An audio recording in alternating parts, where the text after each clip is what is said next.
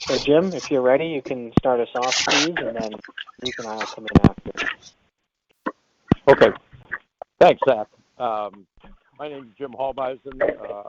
I'm going to start the first part of the conference call and cover three different subjects that pertain to the Growers Company and the Growers Program.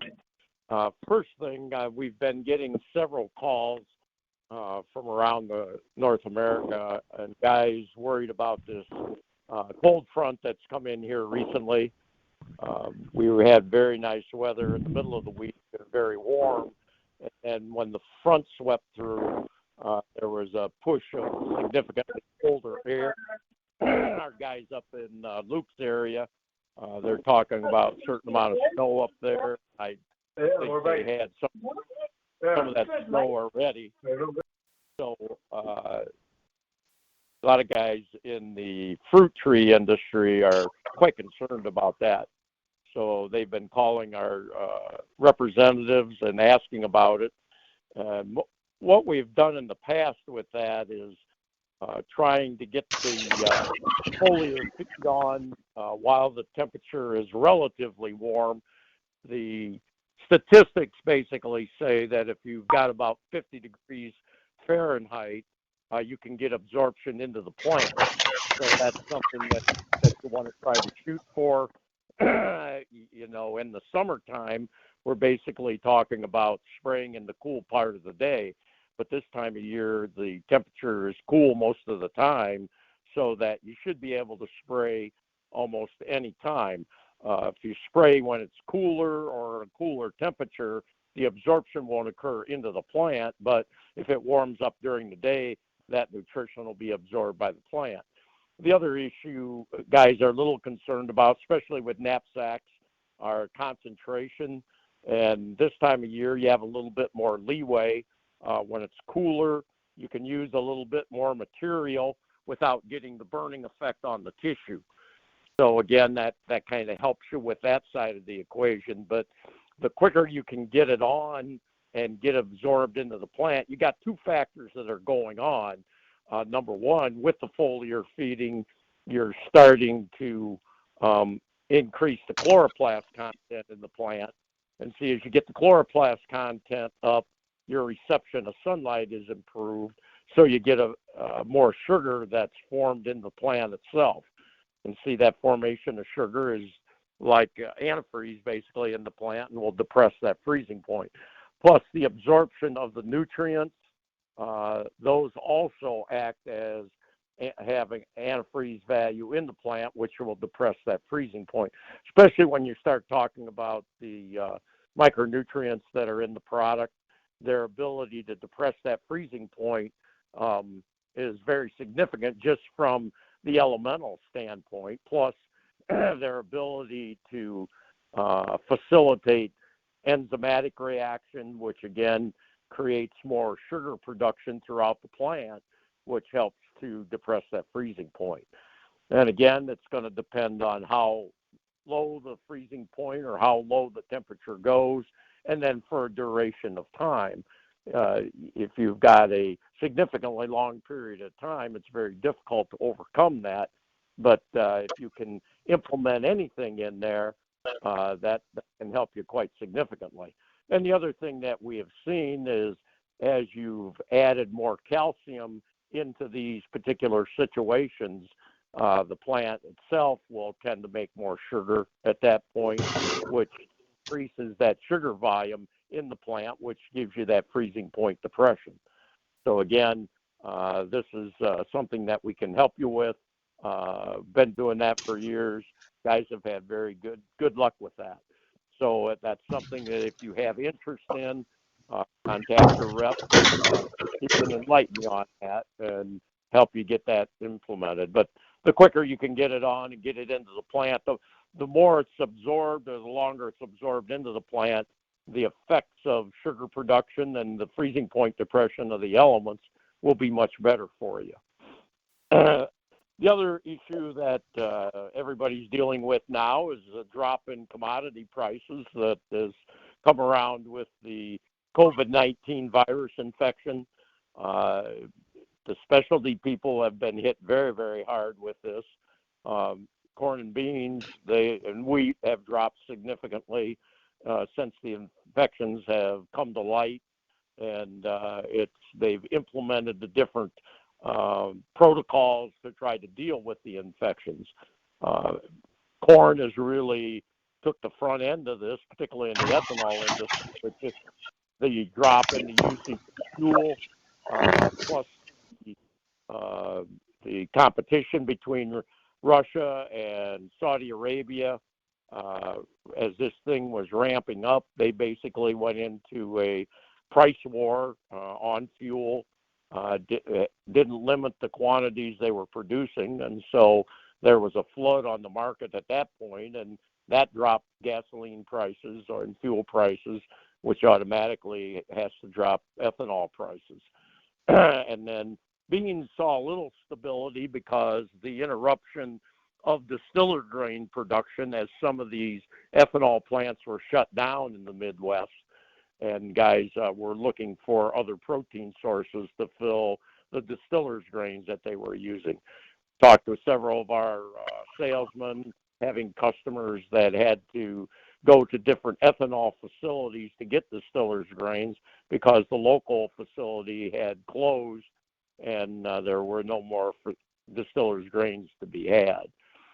The other thing that we're hearing again is in the specialty markets, milk is being dumped in different areas of North America. I talked with a representative in Florida today, and there's stuff that's being left in the field down there. They're not even picking. Stuff that is getting picked, there's no demand for it as the restaurants have shut down, and traveling and consumption has slowed to a certain degree. So that has affected the market also. So again, hopefully that they can get the marketplace opened up again and get it functioning here as we start going to the field as we work our way north in North America. But again, that'll depend a lot on what damage is out there and what the politicians feel is relatively safe. And again, there's a lot of debate about that, but again, that's the situation that we're looking at. And then the WASAID report that came out today from the U.S. government, they basically cut the usage quite significantly on corn and beans also. Corn is understandable because of the lack of the use of ethanol. Again, with soybeans, they carved into that because the Brazilian and the Argentine commodities or money values have dropped quite significantly, so they're very, very cheap at this point with their commodities, and they're pretty well dominating the market.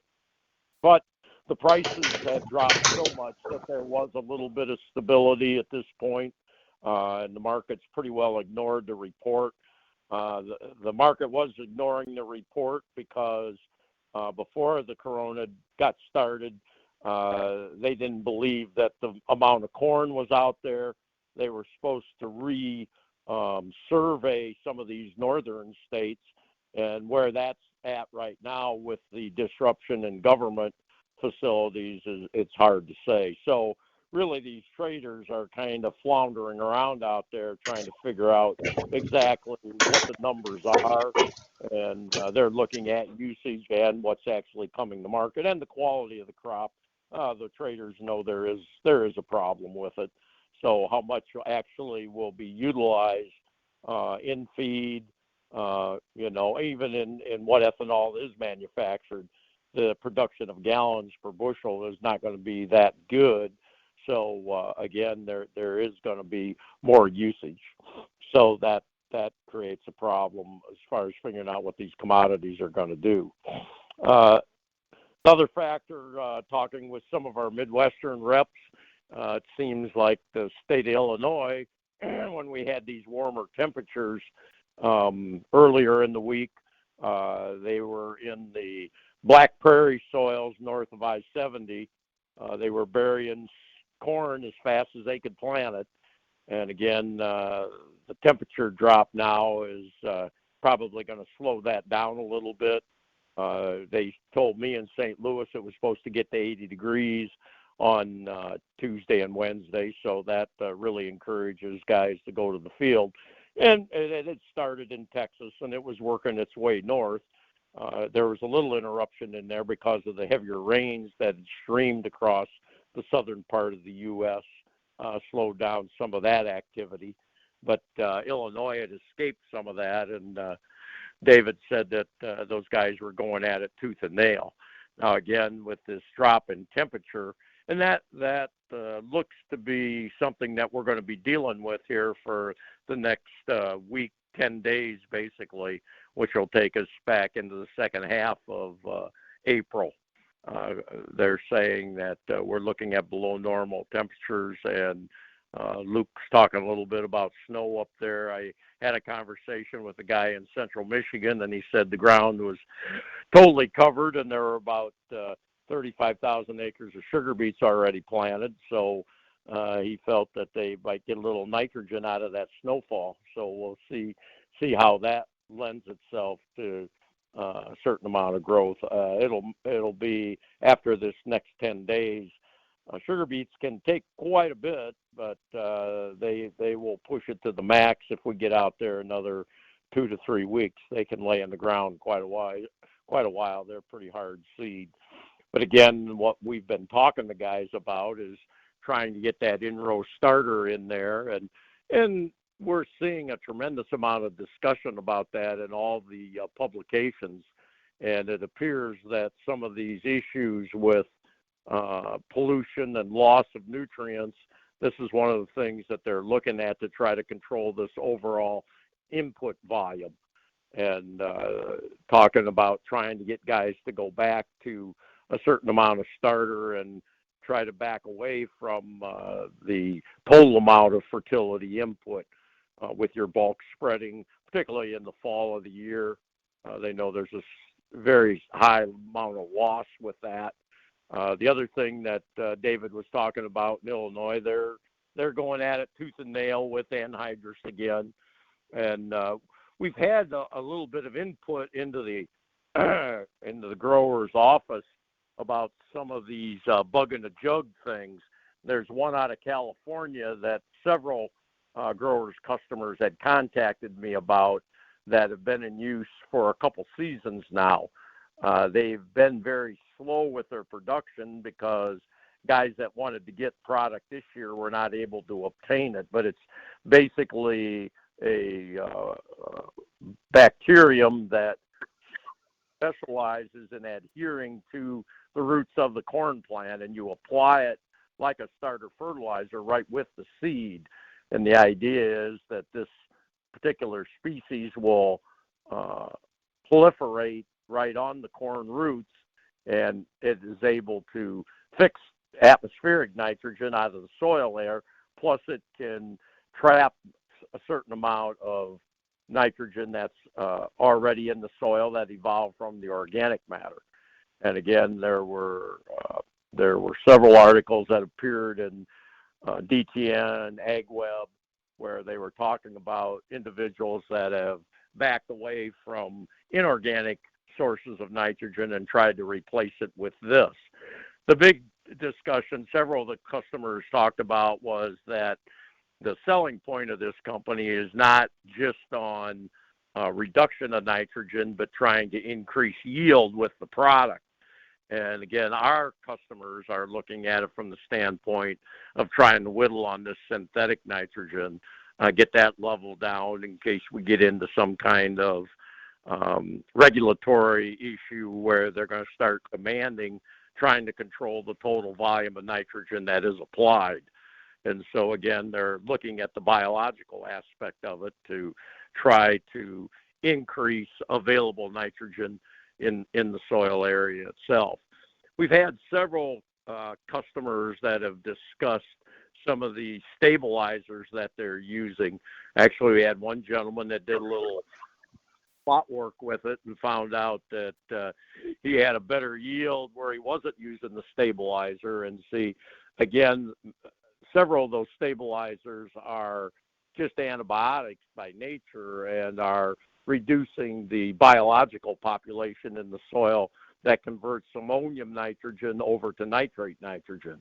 And part of the problem with that is that it can, the antibiotic is not that specific, so you might be causing a fair amount of damage with that type of product, and that's what the customer was trying to prove to himself, that could be an issue.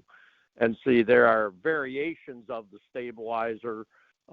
There are certain ones that are just coatings that are of organic nature that are sensitive to temperature and moisture.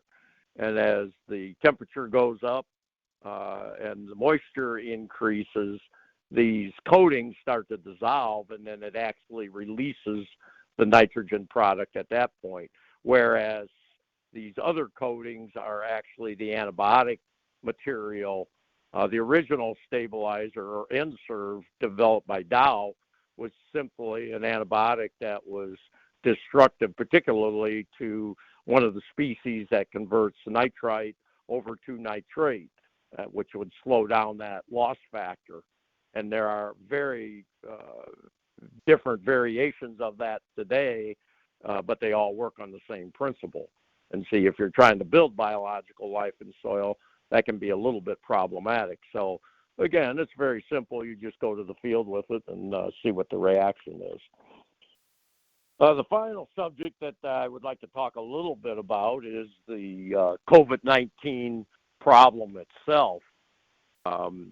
As guys are watching, the discussions, whether it's on TV or in the paper or whether they're getting it over the internet, that I find it very interesting to listen to the President of the United States talk about the invisible enemy.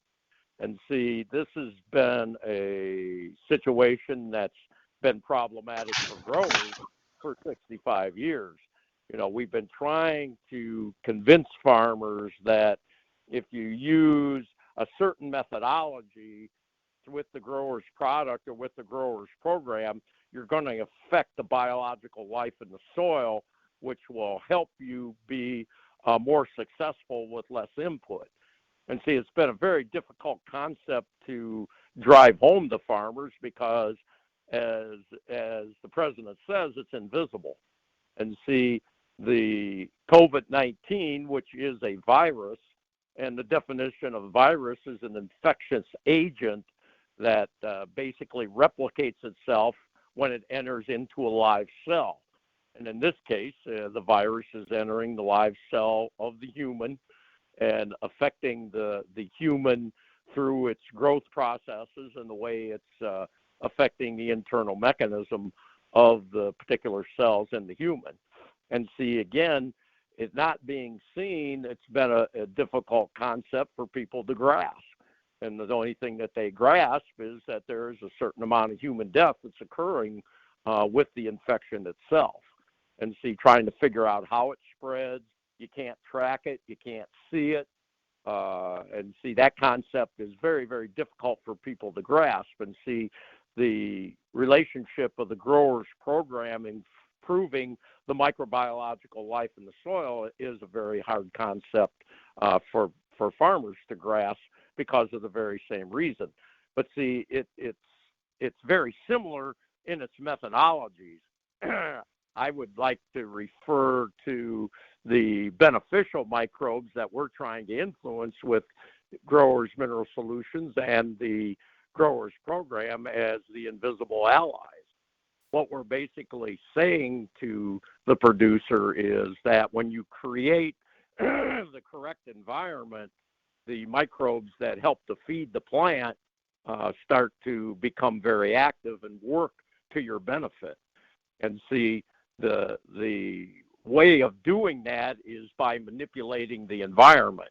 And see, by the use of Growers Mineral Solutions, you're using a product that is of a higher purity, which enhances the beneficial microbes to get them to do what you want them to do or help you grow that crop. And see, the calcium enters that equation a couple ways. It helps to feed them, like the Growers Mineral Solutions, but it also helps to control the physics of the environment so that you get air in there. And that oxygen factor is very, very big on getting the proper biological life in the soil. And see, that goes back to the beginning of time. I mean, the first tool that John Deere brought on the market was the moldboard plow. And see, you don't get any more oxygen into the soil than with a moldboard plow. So you're trying to enhance that environment that creates the invisible allies to work for you. And see, the thing that's so critical about this that we're seeing from the COVID-19 is there's no chemical solution to it. Basically, the hydrochloroquine and the mixture with the Z-Pak antibiotic is not destroying the virus. What it's basically doing is fixing the damage that the virus is doing and allowing the patient to get its own immune system to counteract the virus. And see, that is really the solution, is the methodology of the immune system or the biological that's in the human gut. And see, that's what we're saying out in the field. As you create an environment that allows that to work, it will help that plant use less input. It'll make the plant healthier. Your need for all outside inputs will start to regress or come down. And see, the big issue on that's always been cost. We can grow a very competitive crop with the plant feeding itself, but our input cost is down quite significantly. And see, the establishment is basically focused on the volume idea, that anything to create volume is where the success is at. And see, when it comes to paying the bills, that isn't the answer. And so the idea of using the mechanism that you were given by Mother Nature is very similar to what you were seeing the success with the COVID-19 virus. You listen to these experts and they're saying normalcy is not going to come back, to society until basically the antibiotics are created, or the immune system factors start to come alive that protect the human from the viral invasion. So it has to be created by other microbes in order to get that protection. And so that's very similar to what we're trying to do in the soil, is create an environment where the microbes are in charge, and everything we do is to improve their effectiveness.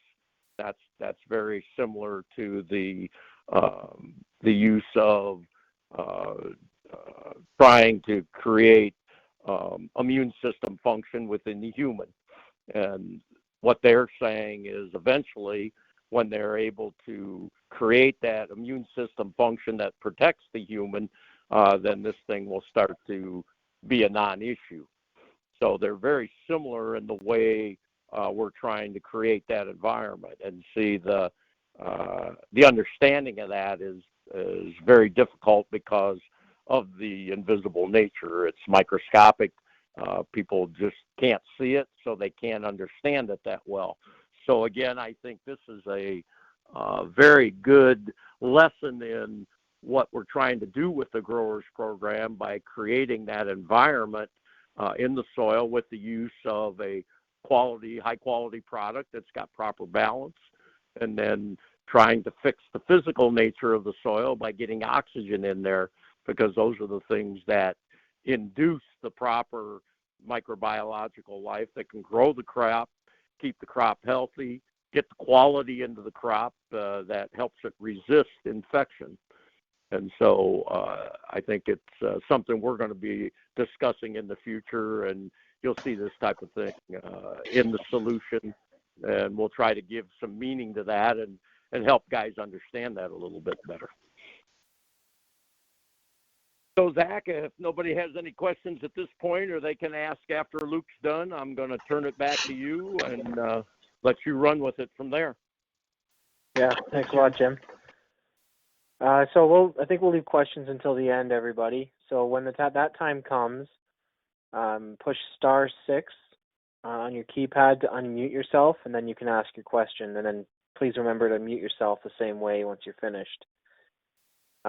Before we move into speaking with or getting Luke to speak, I just wanted to give a little update. Jim mentioned as far as the impacts of coronavirus and guys dumping milk.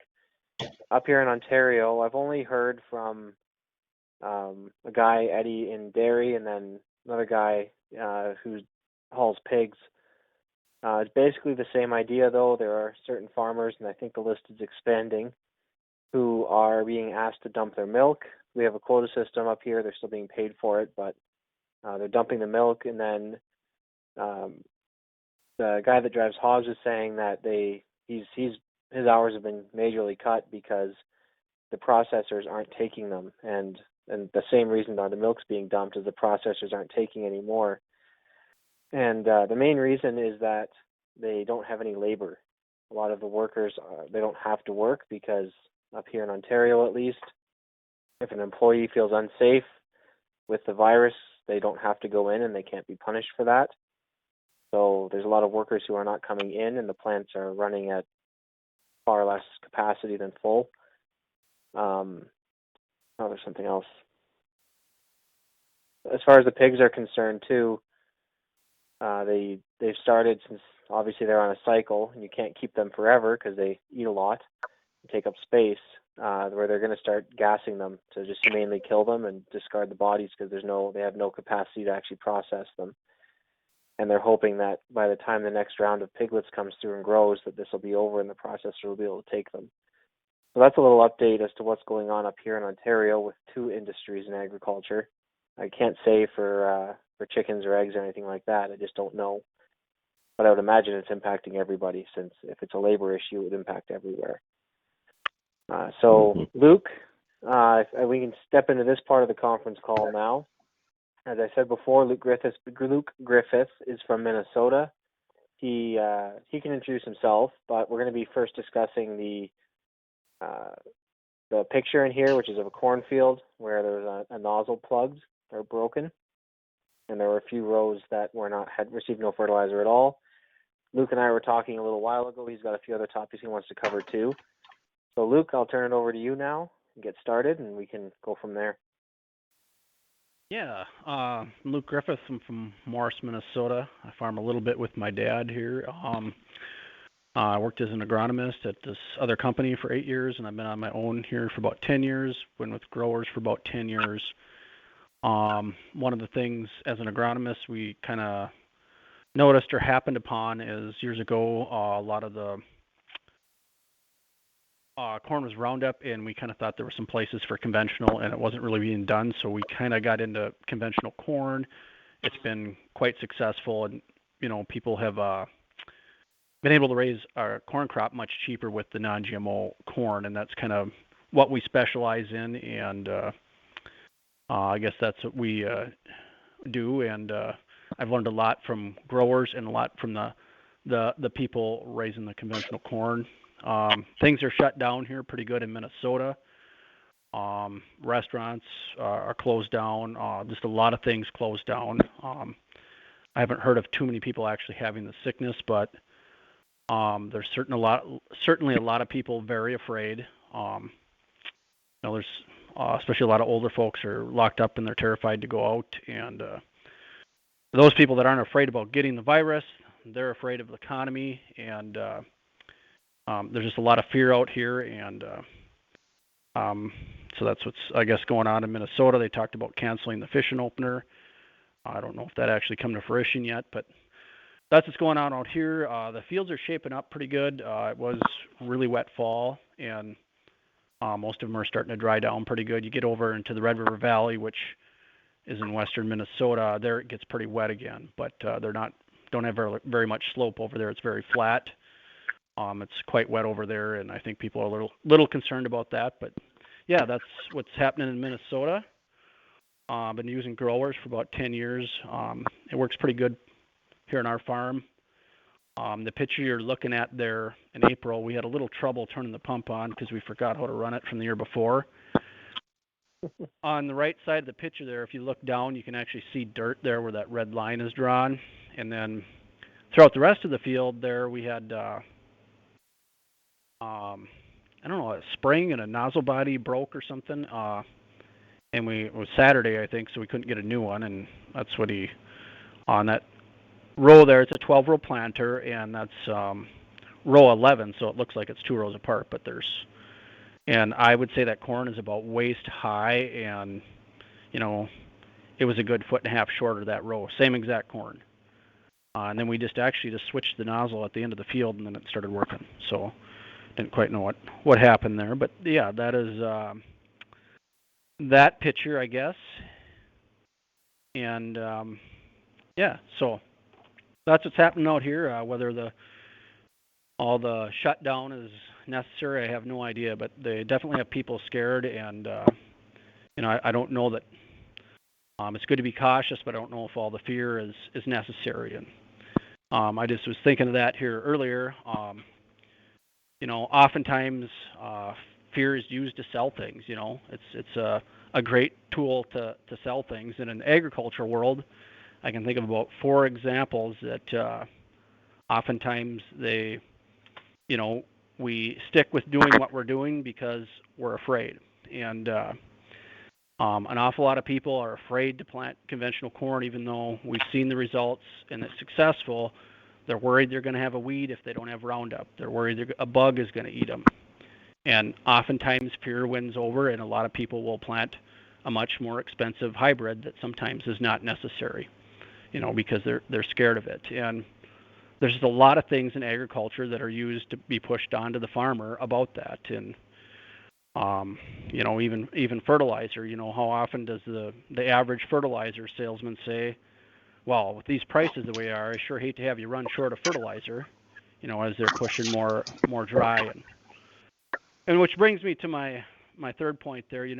Oftentimes we've heard the argument, people are worried about over liming injury, and we've seen great results with lime.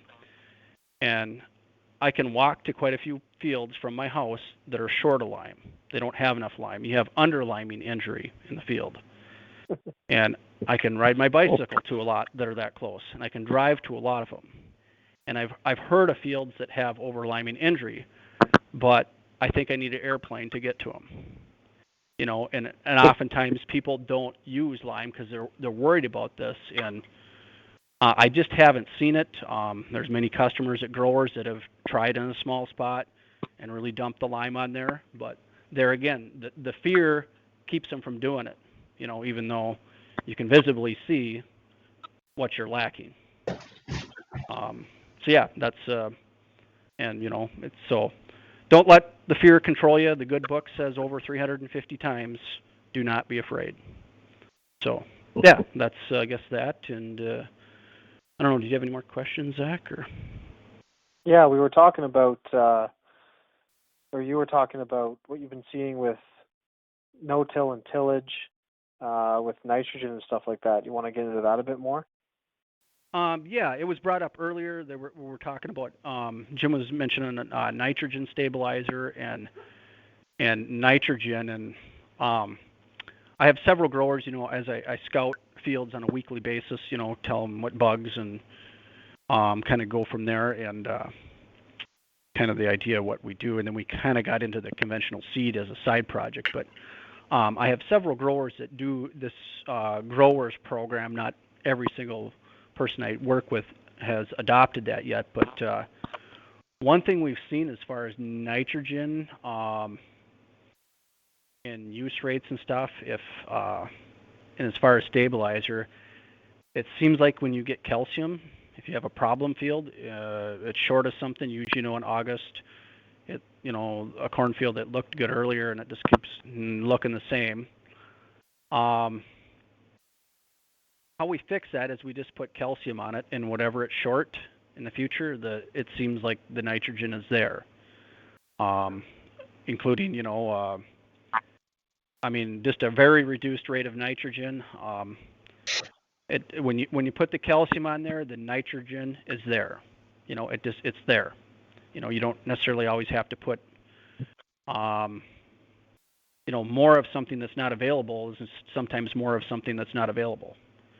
And that's, I guess, some of these farmers I work with, that's what they claim they use as their nitrogen stabilizer is getting lime out there. So, did that answer your question, Zach? Or? Yeah. And so I work with one guy. He's got quite a few fields, and a couple times we had a field that was doing fine, and the next year it just kind of, started out good and then kind of fizzled toward the end.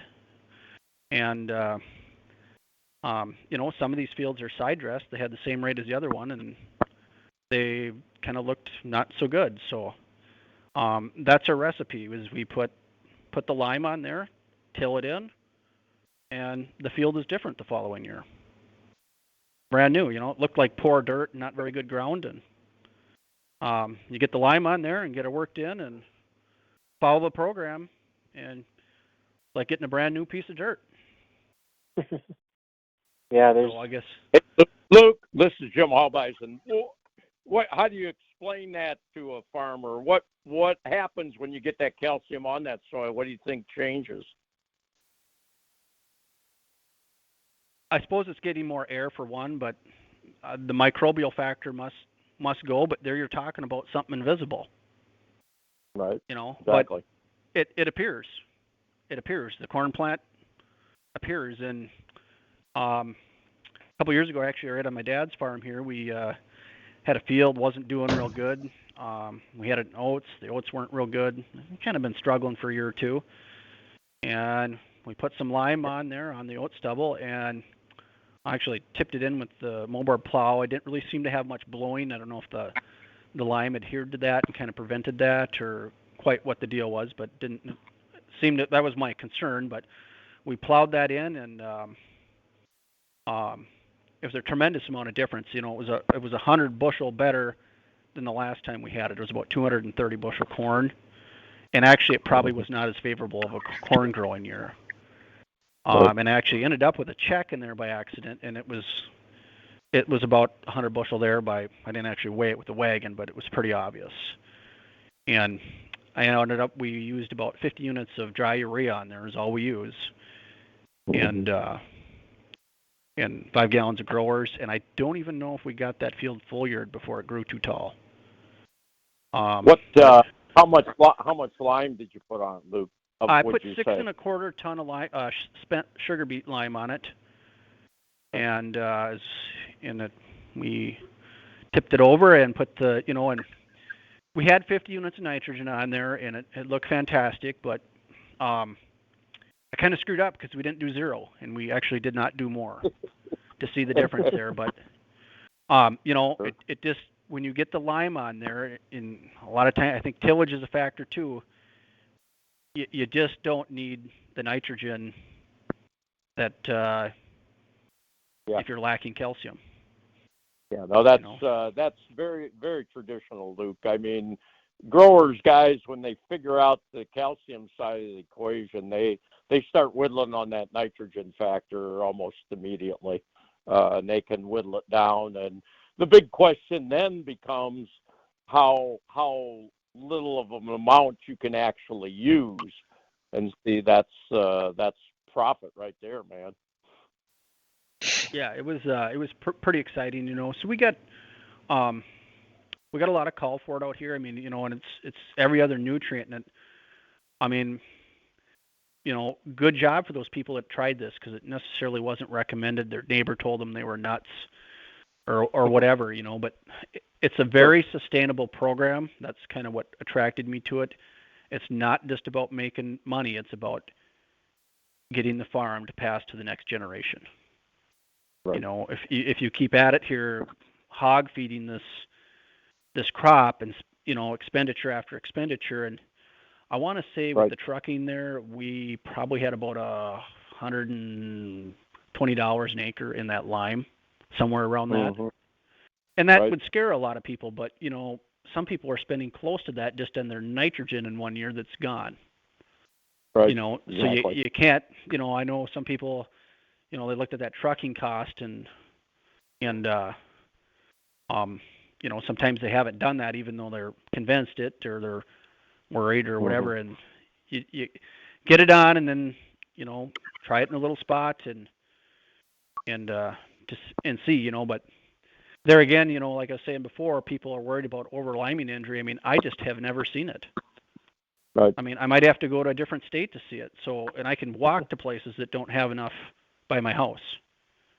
Well, the deal is that we've done a certain amount of research on that, and back in the beginning, there was work done that showed once you got that initial blast of high calcium lime on, that lasted up to an 18-year period. So again, the cost factor, you divide that 120 by 18, that takes it down, to a very insignificant value for what you receive from it, basically. Well, and it's going to be, that field's going to be better when I turn into an old man. Yeah, and we'll still see it there. No, that's exactly so right. It's not something to be afraid of. If you're afraid of it, do it on a little part and go from there, I guess. Yeah. I got another question for you on this picture in the calendar. Could you see that from day one, that size difference, or the way the corn appeared? Maybe, but this is some of the last stuff I look at. It's actually my dad's field, and if I get behind, his stuff gets done last. Right. But and it was quite noticeable. This picture's taken from a drone. Okay. Which sometimes we've used a drone a fair amount in our crop scouting and agronomy business there. I have a guy that flies it for me. He does a good job. And you can see lots of things from the air. But I don't know that I noticed it or paid a lot of attention, Right. on that. I would assume it was right away, but even late season, you could go to that east side of the headland, and that stuff really looks short of nitrogen compared to 12 rows over. And there again, that ain't very much nitrogen in the growers. That's only 10. So but it was very noticeable there. I mean, it was yellow right up to the leaves were yellow up to the cob ear. Sure. And it showed the nitrogen shortage. Sometimes that looks pretty similar to drought. I don't know if you can always distinguish them two really, really much. And that's the other thing about the lime. It can weatherproof your ground quite substantially. And that's right. As times go forward here and they continue to be very tight margins, people that have been liming and been on the growers program, they can do a lot of woodland that other people are not going to get away with. That's another question I've got on this picture. Does this have decent lime or decent calcium values, this particular field?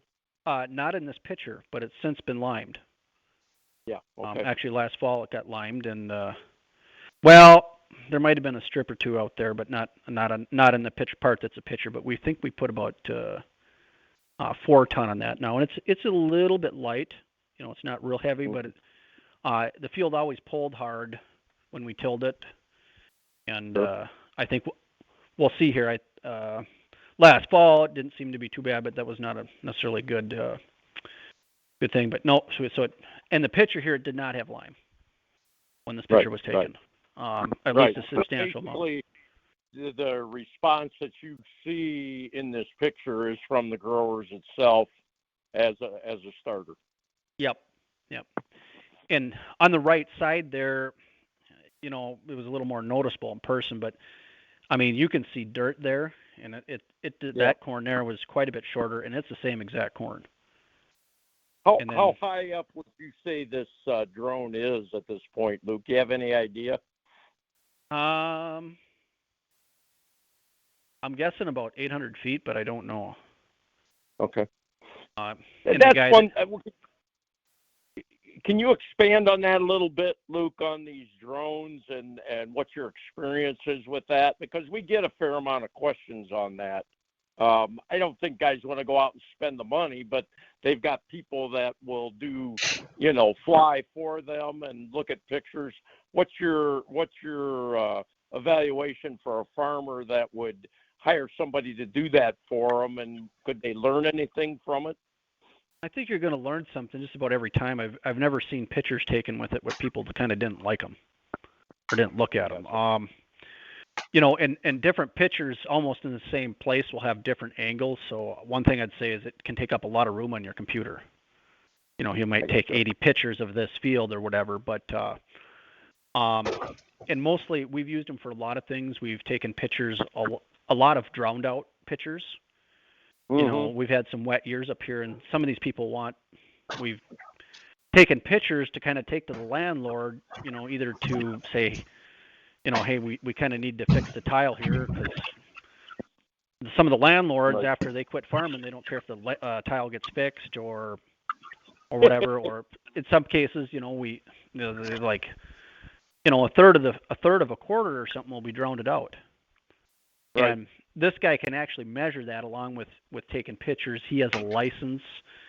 He had to go through some rigmarole to get licensed through the FFA, where like I couldn't legally use one to scout my customer's field and charge them for it, or whatever. And a farmer can buy one himself, and I don't know. I would suspect that technology is quite a bit cheaper. And this guy too, he has, they're coming out with computer programs. They'll probably have to be ground truth, but they can read a lot of different temperatures, and throughout the field, the temperature will vary quite a bit and kind of maybe indicate where you have some problem spots. But they do need to be kind of ground truth. You go out there and look yourself, because it don't really tell you what's happening there yet. But but that's how we've had a lot of customers use them to take pictures of basically rented ground or tile maps. And this guy that actually flies it for me, this young kid, that's why he had it in the first place, was because he has a tiling company. Gotcha.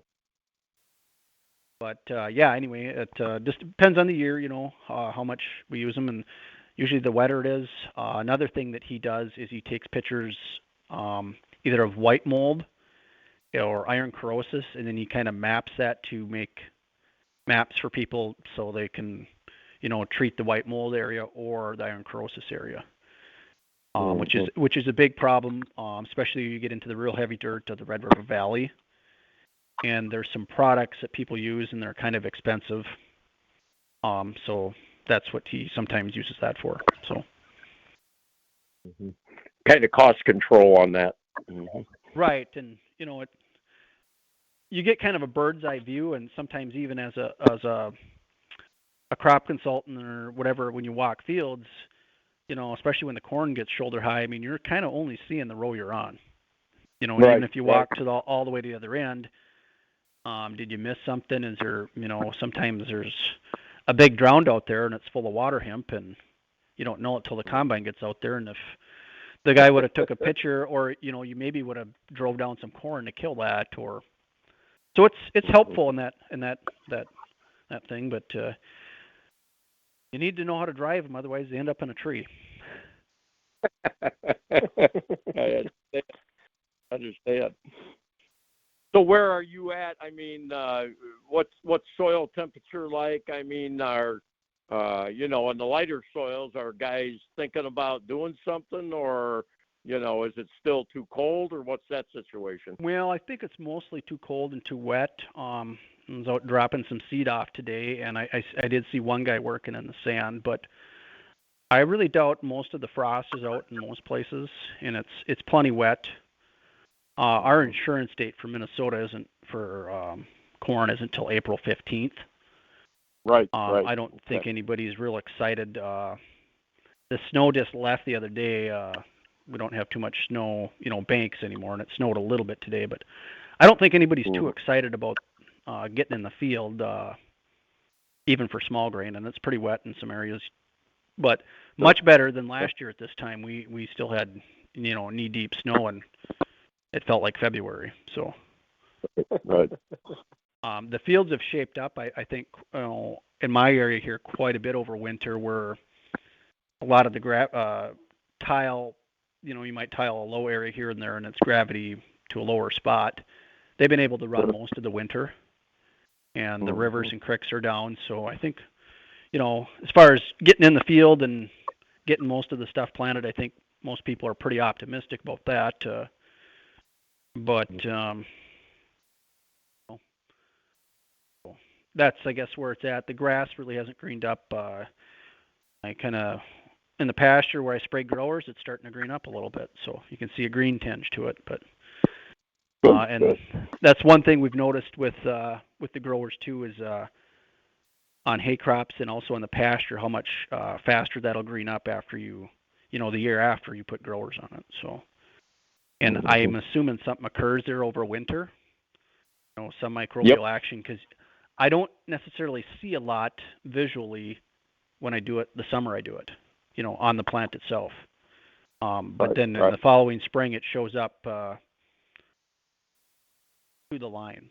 So I guess that's what's happening here in Minnesota. The ice just came off the lakes here, quite a few of them in the area, and I guess we're kind of happy to be getting close to being done with winter.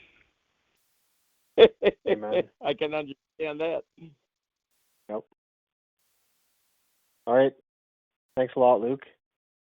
Thanks for having me. Yeah, it's always a pleasure. Does anybody have any questions for Luke or for Jim? Or general questions? It's *6 to unmute yourself, and then go ahead and ask. And just give a few seconds.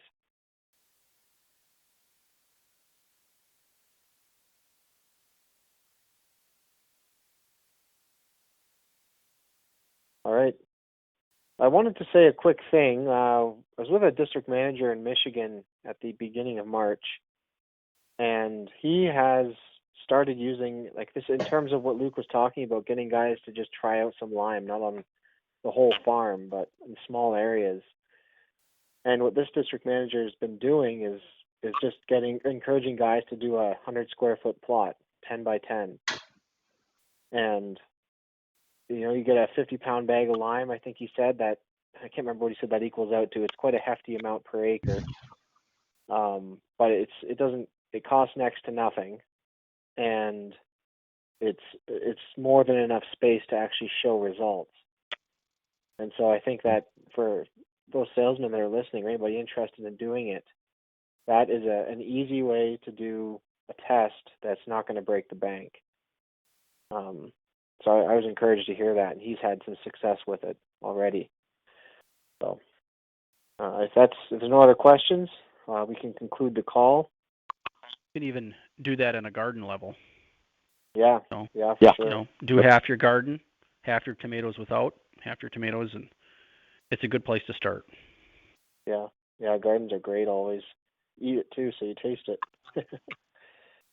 But Luke made a very good point. The fear of the unknown is a very powerful factor, and it keeps some people from investigating things that could be very beneficial to them. And that's I think his point about the virus creating that fear because nobody can see it is that he's very correct with that. And see, when we're trying to encourage people to try something that's totally the opposite of what has been promoted by the establishment, they get paralyzed with fear. And see, the idea of using a very small place to prove us right or prove us wrong is a very good idea. And you don't have anything to lose. I mean, if we're wrong, you can put us out of your thought process. But if we're right, you've got to look it over very seriously, and that's all we're asking.